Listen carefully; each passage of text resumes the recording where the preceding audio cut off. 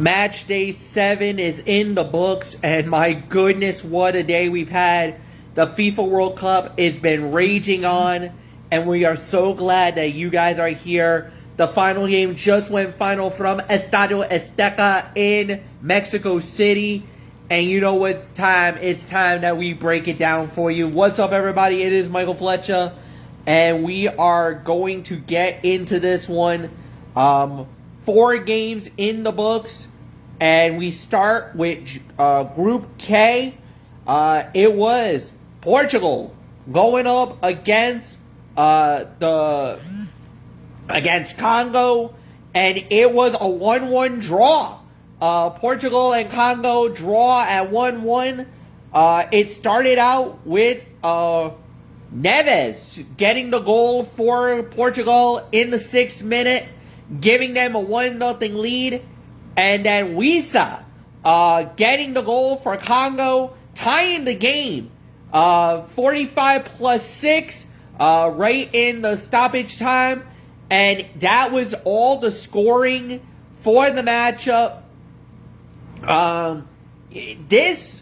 If you are a Portuguese fan, you are absolutely pissed off with this performance. 75% of the ball was to you, 25 went over to Congo. Congo actually outshot you 8-7 in the game. And the thing was there was a lot of frustration. A lot of frustration from the Portuguese faithful. They did not expect this kind of performance. And this exactly is why you love the World Cup. And you got to give it up for the African nations, because the African nations have really stood out in these first few days of matches. It's been very frustrating that they've been able to hold a lot of these unbelievable squads and hold them really tight. Portugal, another one of the favorites in the FIFA World Cup. A lot of people believe that they were going to win the whole thing. And all of a sudden, yeah, it fell apart. It was not a great performance. There's definitely a lot of question that can be thrown. But at the end of the day, what's that going to look like? What's that going to feel? What's that going to going into the next matches? I don't know. I mean, this is kind of one of those type of games that is, if you're a Portuguese fan, it's very, very, very frustrating. If you're a Congo, that's the best outcome you could have gotten, the best way to win the game. And without a doubt, an unbelievable point to get out of that one. And it's going to make things very interesting as we go into the continuation of the FIFA World Cup. Next up, this was the big one. Like I said, this was my spotlight game of the day. And it was England going up against Croatia. And it was indeed the Inglaterra. The Three Lions roared their way to a 4-2 win over Croatia, and it started out early. Harry Kane got an opportunity at a penalty kick, initially missed it, because it was saved by the goalie, but then VAR came in play, and they're like, wait a minute, no. Goalie left his mark before the shot had happened. That's an automatic retry. So Harry Kane gets a second shot at it. And in the immortal words of Tommy Smith, he put the onion in the onion bag. Goal for England. And they get the 1-0 lead. Then, they did follow up with Croatia getting a goal. In the 36th minute, that got by Baruta, he gets the goal, so it was 1-1.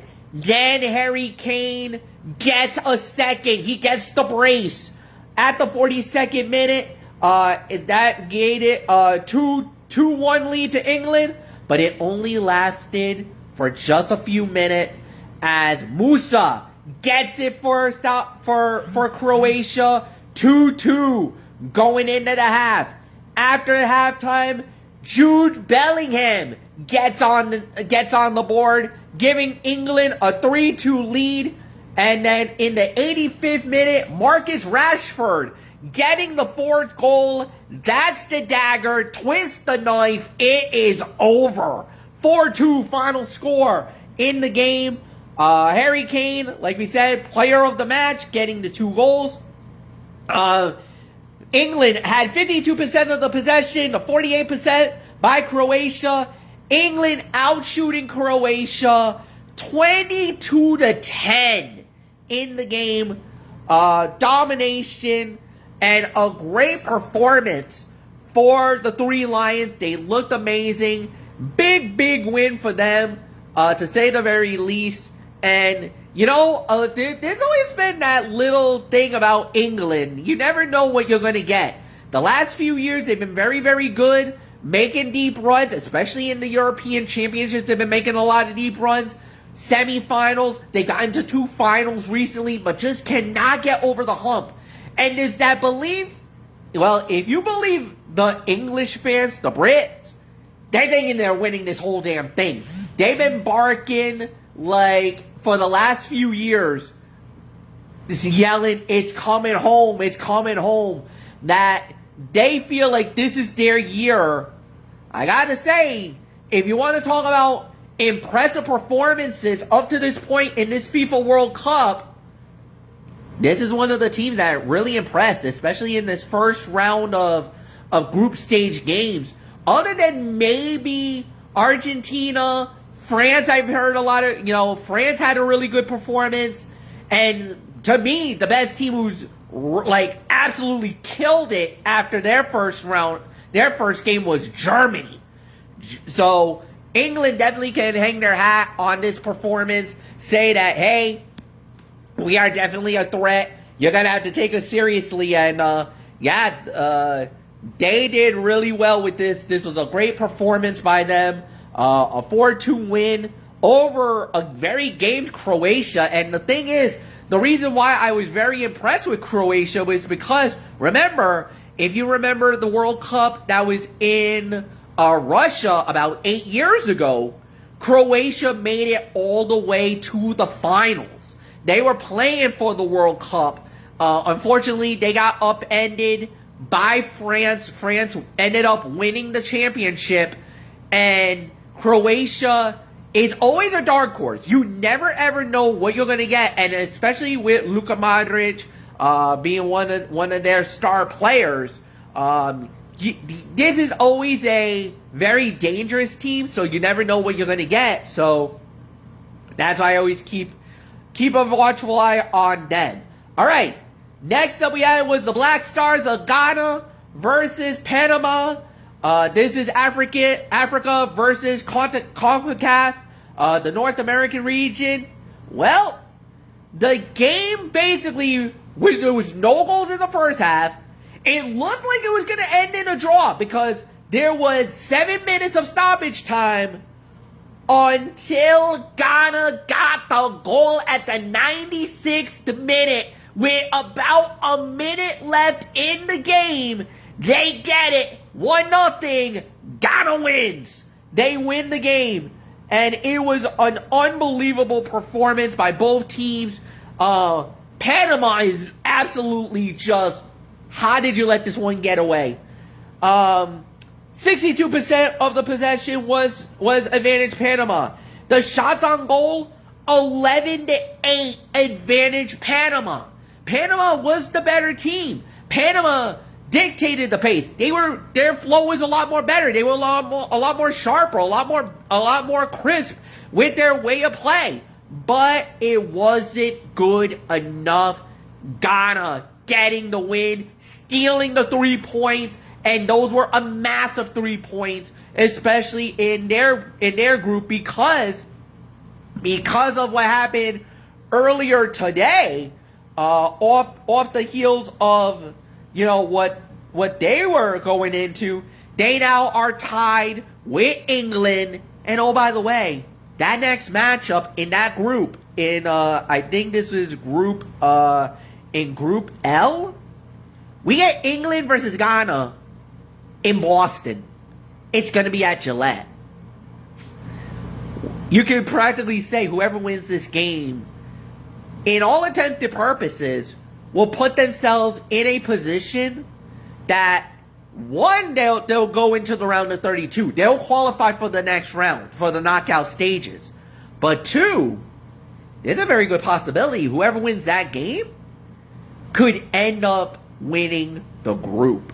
And that might be a very also a very big thing to get, to say the very least. So, all right, final game of the day just went final just a short while ago. It was Uzbekistan going up against Colombia.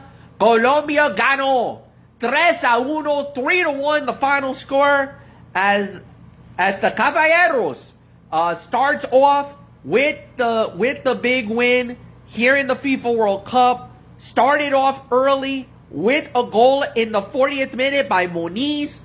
He gets the primero golazo for Colombia. Then in the second half, it was Uzbekistan getting it from Vrasruna. He gets the goal. It was 1-1. And then Luis Diaz was like, you know what? That's it. It's my time to shine. Luis Diaz, you could even say maybe is the best goal scorer for Colombia. And he comes in and shows up at the opportune moment. Diaz goal. 5 minutes later, 65th minute, and Colombia takes the lead 2-1. And then Colombia sticks the dagger 90 plus 10. Campas with the dagger goal, the one that ended. And I gotta say, this was an unbelievable goal, because this was it. Because Campas, yes, he got the header in, but it was a masterful job by Hernandez that led to the goal to win for Colombia.